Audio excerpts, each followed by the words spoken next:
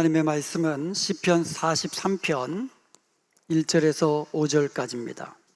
하나님이여 나를 판단하시되 경건하지 아니한 나라에 대하여 내 송사를 변호하시며 간사하고 불의한 자에게서 나를 건지소서. 주는 나의 힘이 되신 하나님이시거늘 어찌하여 나를 버리셨나이까. 내가 어찌하여 원수의 억압으로 말미암아 슬프게 다니나이까. 주의 빛과 주의 진리를 보내시어 나를 인도하시고 주의 거룩한 산과 주께서 계시는 곳에 이르게 하소서. 그런즉 내가 하나님의 제단에 나아가 나의 큰 기쁨의 하나님께 이르리이다. 하나님이여 나의 하나님이여 내가 수금으로 주를 찬양하리이다. 내 영혼아 내가 어찌하여 낙심하며 어찌하여 내 속에서 불안해하는가. 너는 하나님께 소망을 두라. 그가 나타나 도우심으로 말미암아 내 하나님을 여전히 찬송하리로다. 아멘. 오늘은 주께서 계시는 곳이라는 제목으로 하나님께서 우리에게 주시는 말씀의 은혜 나누기를 원합니다. 지난 금요일에 시편 42편을 통하여서 마음에 낙심되고 두려움이 있을 때 하나님을 바라보고 소망을 하나님께 두라고 우리가 말씀을 나누었습니다. 오늘 살펴볼 43편도 그 주제가 이어지고 있어요. 그래서 많은 성경학자들은요, 시편 42편과 43편이 원래 하나의 시편인데 둘로 나뉘어진 것이다, 이렇게 이야기를 합니다. 오늘 본문 1절을 보면은요, 우리가 살아가는 이 세상을 경건하지 아니한 나라라고 말하고 있습니다. 그래서 간사하고 불의한 자에게서 나를 건지소서. 즉 우리가 살아가고 있는 이 세상은요, 간사하고 불의한 자, 하나님을 섬기지 아니하는, 그같이 경건하지 아니한 나라라고 말씀하고 있는 겁니다.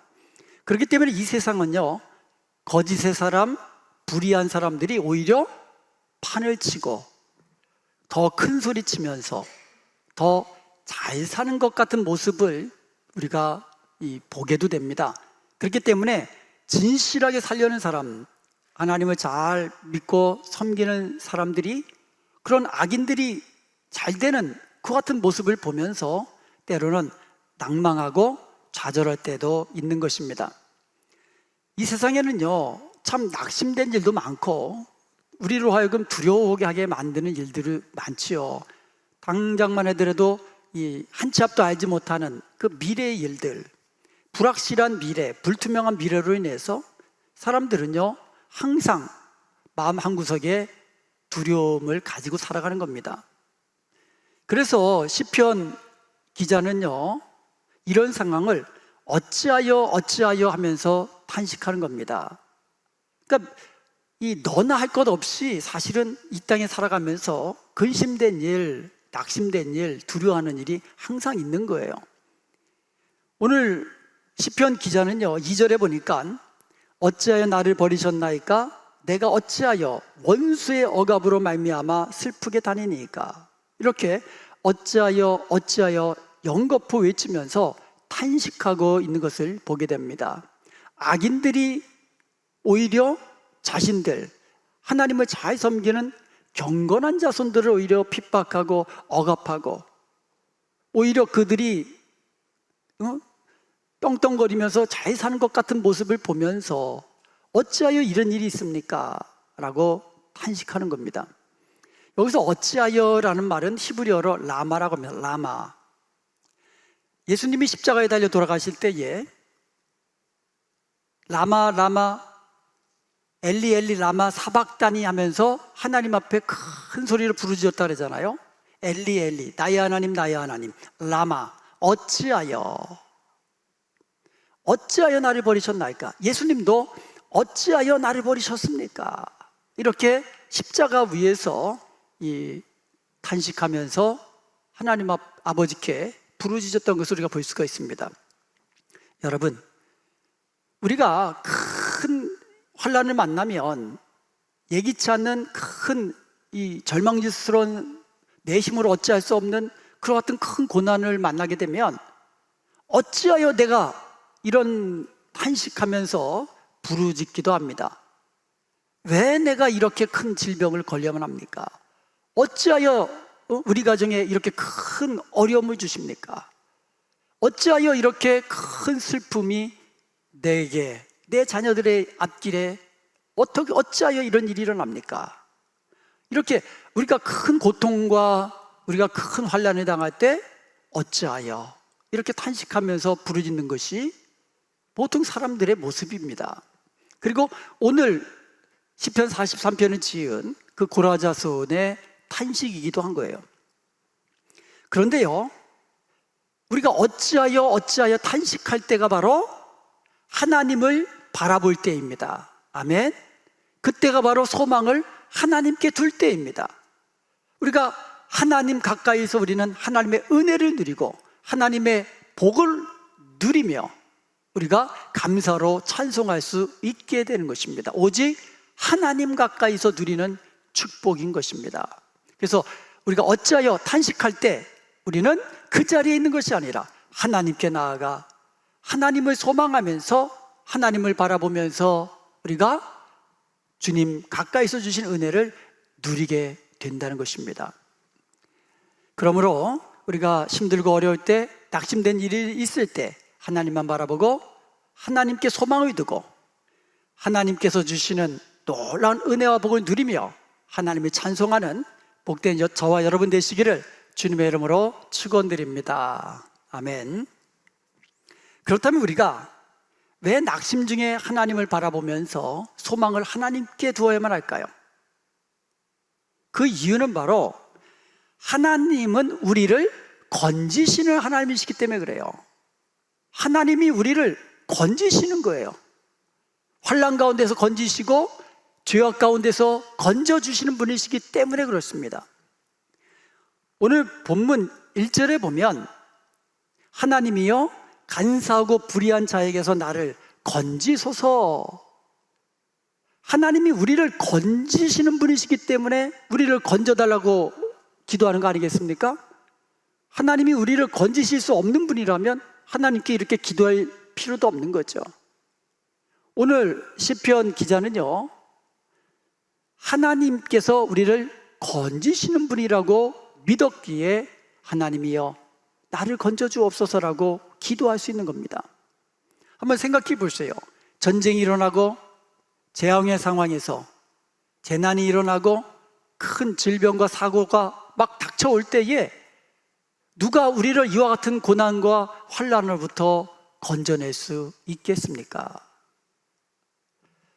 성경에 보면은요, 이스라엘 백성들이 430년 동안 애굽에서 노예 생활을 했습니다. 그런데 누가 건져내셨습니까? 애굽에서 이 탈출한 자유함을 얻은 이스라엘 백성들이 광야에서 만나를 얻고 반석에서 물을 마실 수 있는 거 누가 하셨습니까? 이스라엘 백성들이 자기보다도 더 강성한 가나안 족속과의 싸움에서 승리한 거 누가 그렇게 하셨습니까? 이스라엘 백성들이 바벨론에게 멸망해서 포로로 끌려갔습니다. 그런데 포로지에서 다시 돌아와 예루살렘을 다시 재건할 수 있는 거 누가 그렇게 하셨습니까? 오직 하나님이 하신 것입니다. 하나님 위에 누가 우리에게 찾아오는 고난과 환난의 상황에서 건지실 수 있겠습니까? 우리를 묶고 있는 이 죄의 사슬에서 누가 우리를 자유케 하고 누가 우리에게 영원한 생명을 주실 수 있으시겠습니까? 오직 하나님이신 것입니다.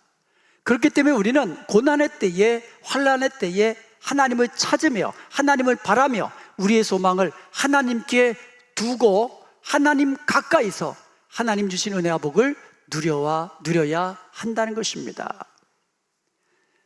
2절에 보면은요, 주는 나의 힘이 되신 하나님이시거늘 이라면서 하나님을 향하여 나의 힘이라고 고백합니다. 하나님은요, 나의 힘이 되셔서 나를 건지시는 거예요. 우리를 고난의 상황에서 우리를 건지실 수 있는 힘을, 나의 힘이 되신 분이 하나님이시라고 고백하는 겁니다.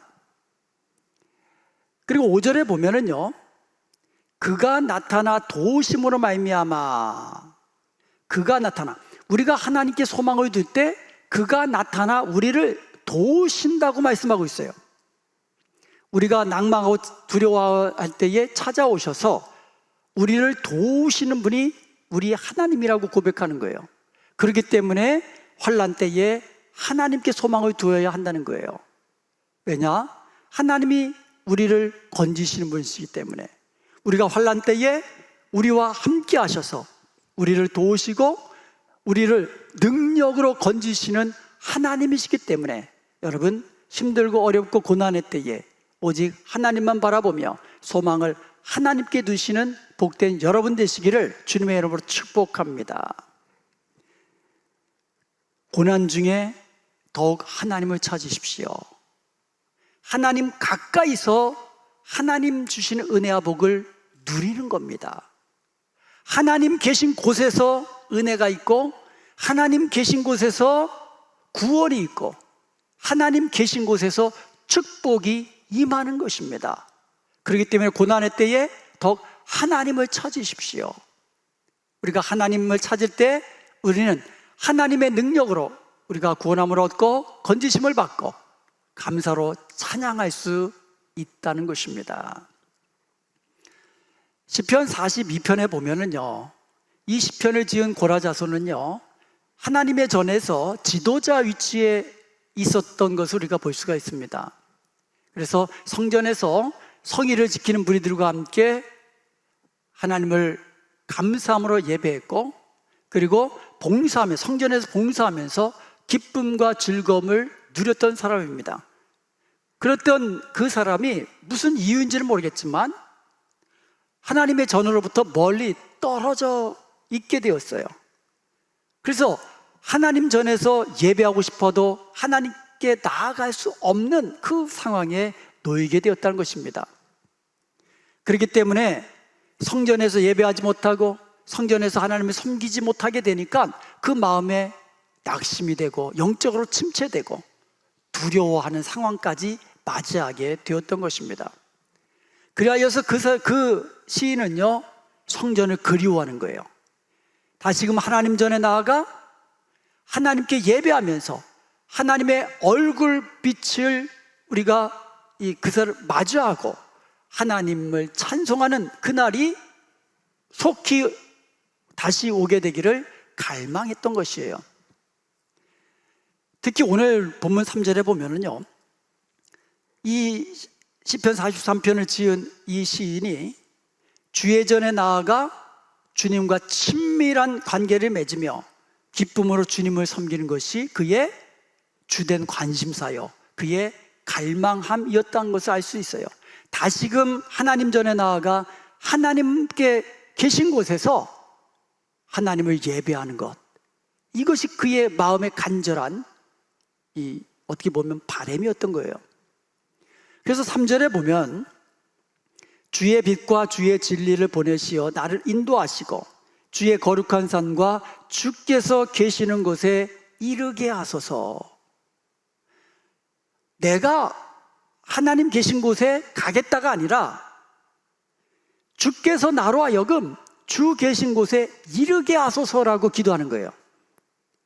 그러니까 우리가 하나님 계신 곳에서 예배할 수 있는 거 하나님이 주신 은혜라는 거예요. 내가 할 수 있어서 하는 거 아니라는 겁니다.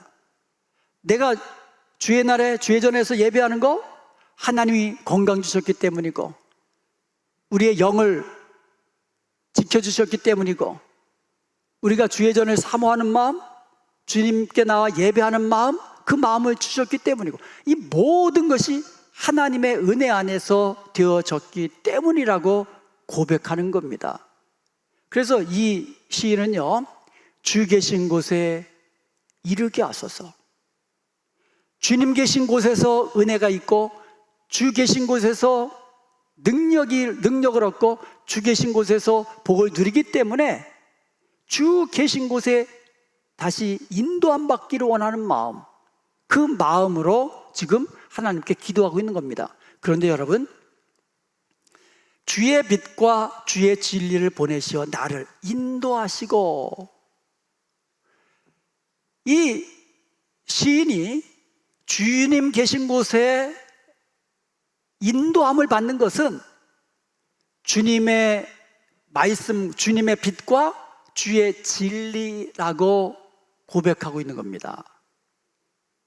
우리가 주 계신 곳으로 인도함 받는 방법, 주님의 빛과 주님의 진리로 인도함을 받는 것이라고 고백하고 있는 거예요.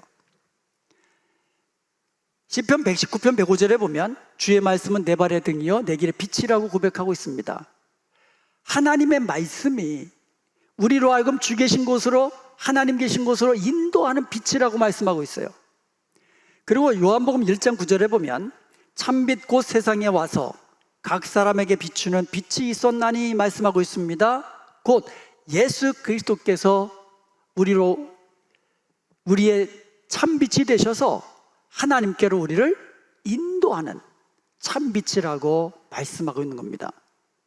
하나님의 말씀이 빛이시고 예수 그리스도께서 참빛이 되셔서 우리로 하나님 계신 곳으로 인도한다는 거예요. 그리고요, 요한복음 17장 17절에 보면 그들을 진리로 거룩하게 하옵소서, 아버지의 말씀은 진리니이다. 하나님의 말씀이 진리라고 말씀하고 있고요, 요한복음 14장 6절에도 예수님께서 내가 곧 길이요 진리요 생명이니 나로 말미암지 않고는 아버지께로 올 자가 없느니라 라고 말씀하고 있습니다. 하나님의 말씀이 진리시고 예수님께서도 진리시라는 거예요. 하나님의 말씀이 우리로 하나님께로 인도하고, 또 우리는 예수님을 통하여 하나님 계시는 곳으로 인도함 받게 된다고 말씀하고 있는 겁니다. 그러면 우리는 하나님 계신 곳에서 하나님의 얼굴빛을 우리에게 하나님은 얼굴빛을 비추시면 우리는 그 안에서 은혜를 누리고 또 복을 누리고 큰 기쁨을 누리게 되는 것입니다. 4절을 보겠습니다. 그런즉 내가 하나님의 제단에 나아가 나의 큰 기쁨의 하나님께 이르리이다. 하나님이여 나의 하나님이여 내가 수금으로 주를 찬양하리이다.